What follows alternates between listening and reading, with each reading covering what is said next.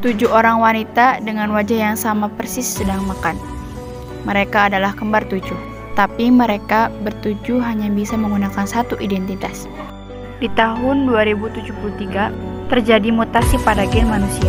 Mereka mulai terus melahirkan anak kembar 2, bahkan anak kembar banyak. Demi mengatasi peningkatan penduduk, pemerintah menetapkan bahwa satu keluarga hanya boleh memiliki satu anak, sedangkan anak-anak lainnya akan dibekukan untuk hibernasi dan akan dicairkan atas masalah kependudukan selesai. Di saat yang sama, pemerintah mendirikan pos pemeriksaan. Semua orang harus mengenakan gelang identitas, baru boleh lewat. Di hari ini, lahir kembar 7 di sebuah klinik swasta. Ibunya meninggal saat melahirkan. Ayah mereka kabur ketakutan. Kakek mereka, Terence, menyogok dokter dan membawa 7-7-nya pulang ke rumah sembunyi-sembunyi. Tidak lama kemudian mereka sudah mencapai umur masuk sekolah. Agar gampang mengingat, Terence memberi mereka nama: Senin, Selasa, Rabu, sampai Minggu. 7 bersaudari keluar berkeliaran. Setiap orang hanya bisa keluar di hari yang sama dengan nama mereka, sedangkan yang lainnya harus sembunyi di dalam rumah. Terence memodifikasi Microsoft Gelang terlebih dahulu. Dia membuat sebuah identitas palsu untuk ke-7 anak itu. Sekolah dimulai pada hari Kamis. Terence membawa hari Kamis keluar rumah. Jalan penuh dengan orang. Masalah kelebihan penduduk masih belum teratas. Mereka berdua berhasil melewati pos pemeriksaan dan tiba di taman kanak-kanak. Sebelum berpisah, Terence menasehatinya lagi. Jangan sampai memberitahu siapapun mereka adalah kembar 7. Dan setiap hari sepulang sekolah, mereka semua harus mengadakan rapat, memberitahu saudara lainnya. Hari ini bertemu dengan siapa saja, bicara apa. Semuanya berjalan dengan mulus di dalam rencana Terence yang teliti. Tetapi di hari ini, Kamis yang nakal diam-diam keluar rumah melalui jendela. Saat pulang, lengannya penuh darah. Jari telunjuk di tangan kirinya juga hilang. Ternyata dia tadi tidak sengaja terjatuh saat bermain perosot. Terence sangat tidak tega. Tetapi demi keamanan semua anak, dia mengambil pisau dapur di sebelahnya, lalu memotong jari semua anak. 30 tahun telah berlalu dalam sekejap. 7 bersaudari sudah bertumbuh dewasa. Tetapi sifat mereka berbeda-beda. Mereka sudah bosan dengan kehidupan yang seperti tahanan. Setiap orang ingin mencari kehidupan miliknya sendiri, dan bukannya terus berpura-pura menjadi Karen yang tidak nyata itu. Hari ini adalah hari Senin. Kakak pertama, Senin, sudah berdandan dari pagi. Pekerjaan mereka di luar adalah manajer bank. Hari ini adalah sebuah pemilihan kenaikan jabatan yang penting. Dan saat ini Jerry, saingan mereka, masuk ke dalam, berkata dengan mengancam, "Aku sudah tahu rahasiamu." Malam harinya, Senin belum pulang untuk waktu yang lama. Posisi gelang juga tak terlacak. 6 bersaudari sangat khawatir. Jika terjadi sesuatu pada Senin, maka identitas palsu Karen ini akan benar-benar hilang, dan mereka tidak akan bisa keluar lagi. Keesokan harinya, mereka mengirim kakak kedua untuk mencari Senin. Dan di jalan, petugas sedang melakukan pemeriksaan identitas mereka satu persatu. Setibanya di kantor, asistennya mengucapkan selamat kepada Selasa. Dia baru tahu bahwa kemarin dirinya naik pangkat dan mereka pergi ke bar untuk merayakannya. Keluar dari kantor, saingannya, Jerry, terus tersenyum dengan mengancam kepadanya. Pemilik bar berkata kepadanya, "Kemarin kamu terlalu banyak minum, bahkan sampai bertengkar dengan Jerry." Kelihatannya menghilangnya Senin pasti berhubungan dengan Jerry. Di saat ini 2 petugas Biro Allocation Anak muncul dan menangkap paksa Selasa. Kepala Biro Allocation Anak, Kemen, berkata, dia sudah tahu dari dulu tentang 7 saudari yang menggunakan satu identitas. Selesai berbicara, dia menyuruh bawahannya mengeluarkan belati.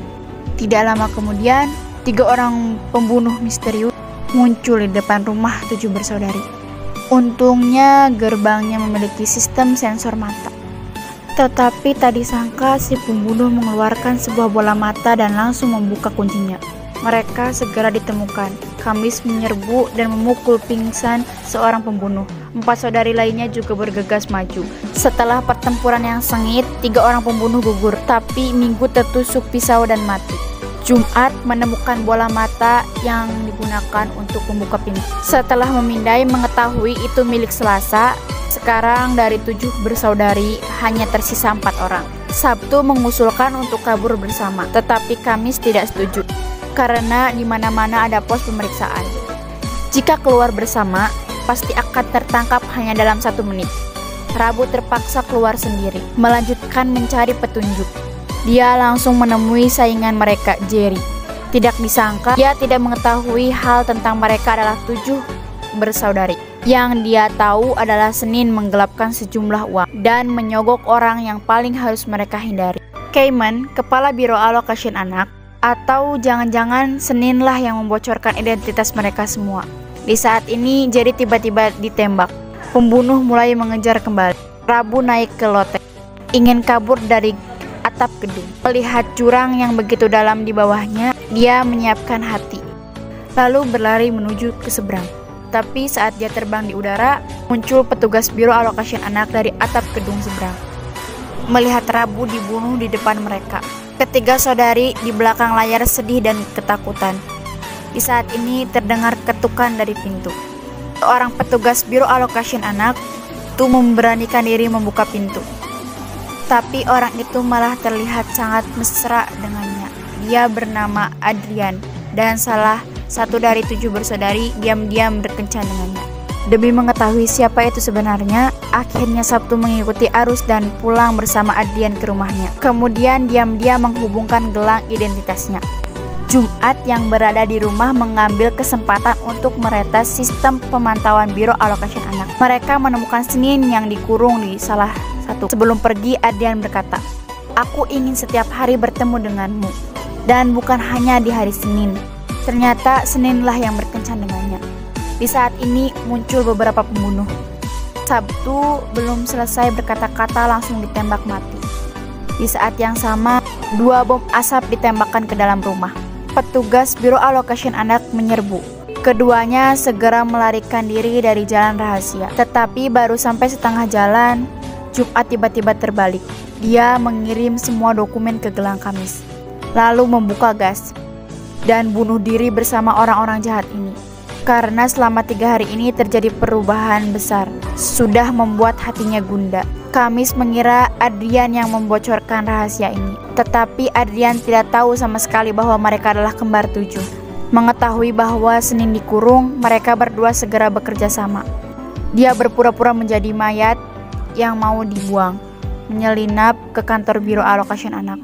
Saat ini seorang anak perempuan kembar sedang dalam proses pembekuan untuk hibernasi, tetapi malah keluar api di dalam alat hibernasi. Ternyata rencana hibernasi beku hanyalah kebohongan. Sebenarnya semua anak yang dibawa dibakar. Adrian memukul pingsan 2 penjaga keamanan.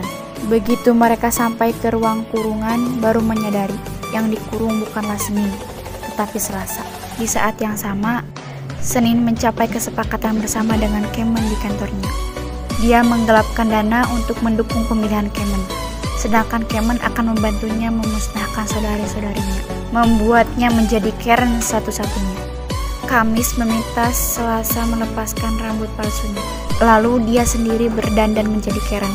2 bersaudari ini bertemu di kamar mandi. Kamis bertanya pada Senin, mengapa begitu teganya turun tangan pada saudari kandungnya sendiri? Tetapi Senin berkata dengan dinginnya, "Aku kakak tertua. Memang seharusnya bisa menggunakan identitas Karen dengan wajar dan legal. Kalianlah yang menikmati bersama kehidupanku, tapi kalian masih tidak puas sampai aku bertemu dengan Adrian. Jika ingin..." Emosinya, kakak beradik itu bertarung. Setelah bunyi tembakan, Kamis berjalan keluar, sedangkan Cayman sedang berpidato. Di sisi lain, Selasa dan Adrian masuk ke ruangan kontrol, lalu mengirimkan video anak yang dibakar ke layar besar. Kebohongan rencana hibernasi beku akhirnya terungkap. Cayman kehilangan kedudukan. Dalam samar-samar, Senin kembali ke malam di mana jari mereka dipotong. Dia melihat kakeknya merasa bersalah dan menangis. Kebencian yang telah menumpuk di hatinya selama bertahun-tahun akhirnya menghilang. Dia memegang tangan Kamis dan meletakkannya ke perutnya, memohon kepada adiknya harus menjaga dengan baik kedua anaknya. ternyata dia sudah hamil. Demi anaknya, dia hanya bisa mengorbankan ke-6 saudarinya. Tidak lama kemudian, peraturan pembatasan kelahiran ditiadakan. Cameron dihukum mati. Kedua anak Senin juga dipelihara di ruang laboratorium. Judul film ini adalah What Happened to Monday.